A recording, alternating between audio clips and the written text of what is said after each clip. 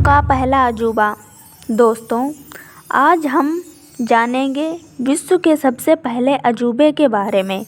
अगर हमें इस संसार में रहकर इसके बारे में भी नहीं पता है तो क्या। चलो आज जान लेते हैं। विश्व का पहला अजूबा अपने अर्थात वंडर वर्ल्ड को व्यक्त करने के लिए विख्यात है, जिन्हें देखने योग्य माना जाता है क्योंकि वे अद्वितीय, अद्भुत और रहस्यमय होते हैं। विश्व में कई प्रमुख अजूबे हैं, लेकिन पहला अजूबा है मिस्र के पिरामिड। मिस्र की पिरामिड जो गीज़ा में स्थित है, इसलिए इसे गीज़ा का पिरामिड कहते हैं।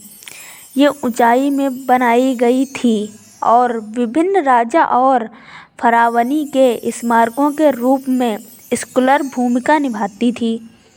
यह विश्व की अद्वितीय धरोहर है। इनका निर्माण 2560 ईसा पूर्व के लगभग फिरौना खुफू या चेओप्स के शासनकाल के दौरान हुआ था। एफिल टावर के निर्माण से पूर्व यही मनुष्यों द्वारा बनाई गई सबसे ऊंची संरचना थी। गीज़ा का पिरामिड विश्व का पहला और सबसे प्राचीन अजूबा। जब इसे बनाया गया था तब यह 481 फीट लंबा था।